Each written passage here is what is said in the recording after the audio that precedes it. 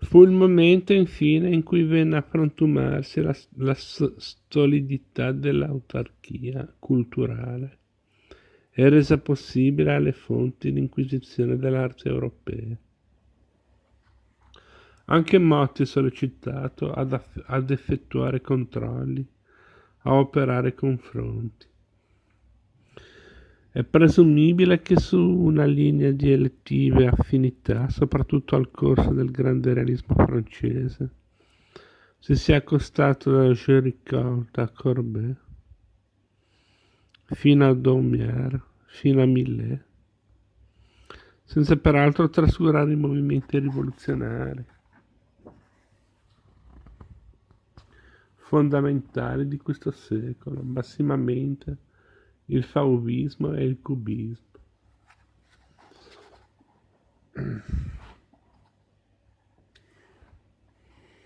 È certo che la sua coeva pittura annovera uno scarto decisivo. La struttura formale diviene più severa.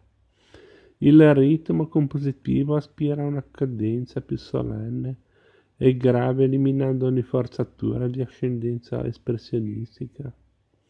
E il colore a sua volta tende ad incorporare una significazione psicologica. Motti insomma documenta il pervenimento ad un ambito di maturità. D'ora in avanti le peculiarità del suo stile rimarranno indenni, tratti distintivi, ricorrenti e tuttora identificabili. A nemmeno 3 anni dal 25 aprile, tuttavia, il clima del 45 si infrange. La guerra fredda incrudelisce, provoca opposti schieramenti, favorisce i settarismi ideologici. Al pluralismo culturale che aveva contraddistinto il primo dopoguerra si sostituiscono indirizzi precisamente delimitati, in antitesi fra loro e fra loro in aspra polemica. Da una parte si raccolgono gli artisti che esigono la continuazione di un proficuo rapporto con la cultura europea, consenzienti a soluzioni tendenzialmente astrattiste. Dall'altra si collocano quelli che come Motti aderiscono alla tesi del realismo socialista. La frattura non è indolore, assume anzi colorazioni drammatiche, tanto più che interviene spesso a dividere uomini che erano stati accomunati nella lunga battaglia al fascismo.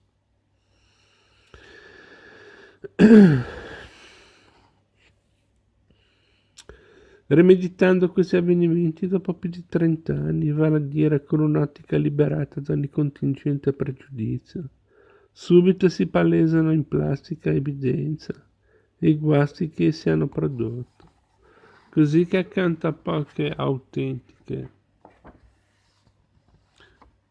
presenze che agli aspetti della realtà sociale hanno saputo conferire la validità di un linguaggio, si affollano i minori che si adoperano a far del dipinto la sede di una sterile demagogia populistica. E accanto ad altrettanto poche autentiche presenze nell'opposto versante, una folla di minori che si ingegnano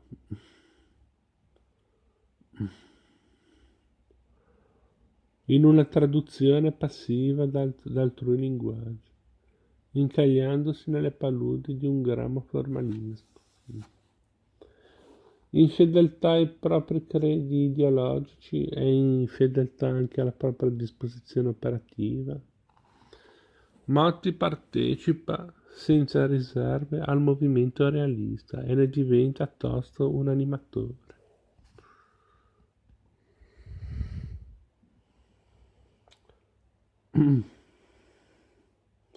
Centro irradiatore di questa poetica è a Milano la Galleria Borgonuovo, sede di mostre e anche di eccitanti dibattiti. Occorre notare però che nel contesto del realismo la proposta di Motti si presenta con lineamenti differenziati rispetto alla consueta produzione che ora gremisce le sale di esposizione. Anche quando Motti effettua del dato reale, una presa diretta, in specie nel corso degli anni 50, nulla egli concede al gusto della descrizione, nulla al narrato concepito magari in funzione polemica. Egli tende invece a risolvere l'immagine in termini esclusivamente pittorici, per di più modulandola su un registro evocativo, quasi il dato reale promuovesse un'incursione nella memoria. Paesaggi e uomini del posto infittiscono nella sua opera in misura anche maggiore che nel passato, puntualmente testimoniando della sua partecipazione al cosmo contadino. Mentre il suo linguaggio si affina e, come si è visto, si personalizza, l'intero movimento realista denuncia un progressivo depauperamento, irretendosi in schemi stilistici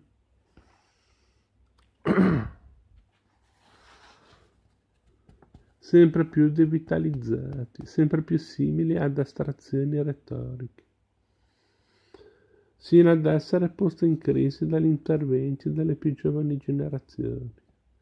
Nuova figurazione dapprima, quindi la parte, più tardi ancora l'imperialismo, altro non sono del resto che differenti modalità di recepire la realtà, quando oramai la realtà, anche quella italiana, risulta sostanzialmente mutata rispetto a quella accostata dagli esponenti del primigenial movimento realista. Nel volgere di pochi anni, infatti, la società si è trasformata instaurando nuove, forse insospettate condizioni di esistenza, e con esse inedite mitologie, incremento tecnologico, diffusione dei mass media, flussi migratori dal meridione alle regioni industriali del nord stanno cambiando il volto del paese e determinano, assieme ad innegabili benefici, malesseri piccoli poc'anzi sconosciuti e pericoli, assieme ad innegabili benefici, malesseri e pericoli poc'anzi sconosciuti. La solitudine nella moltitudine, l'incomunicabilità, l'alienazione, la violenza. Al deterioramento della società metropolitana Motti contrappone la civiltà contadina della sua Padania per la humanitas che ancora la sostanzia. E l'atteggiamento con cui ad essa si accosta ora non è più solo di intelligenza critica, la premessa, cioè dell'arte documento, ma di un amore piuttosto tanto solidale da porsi a matrice del gesto creativo.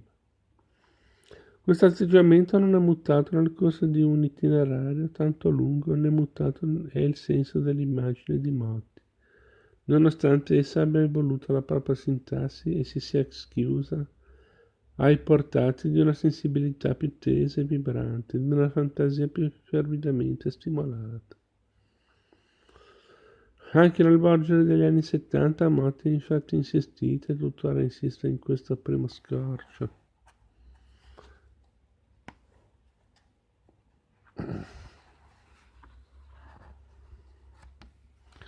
degli anni 80 a privilegiare una geografia, la Padania, che sottintende non solo una connotazione fisica, ma anche un definito rapporto interiore. Ma ciò che un giorno si costituiva quale oggetto di rappresentazione, tuttavia mediato da emozione e intelletto, oggi si propone quale motivo sospinto a un alto grado di decantazione poetica. Ogni superstite e tentazione descrittiva viene ripudiata in forza di una facoltà di trasfigurazione che lo spunto paesaggistico riconduce agli evitanti fantasmi del reale. Questi paesaggi padani, colti nel mutare delle ore e delle stagioni, in luogo del sembiante esteriore, rivelano ormai la loro più intima essenza. Ora dispiegandosi sulle corde lievi della regia ed ora invece incupendo negli accordi gravi del dramma panico. Un momento della natura puntualmente accordato a un momento dell'animo. Questo decisivo salto di qualità è potuto accadere in quanto ambienti e situazioni umane sono vissuti dall'interno. Il paesaggio è specchio di un sentimento panico degli accenti corali. L'uomo diviene a sua volta emblema non caduco di un destino, in ragione di questa più sottile relazione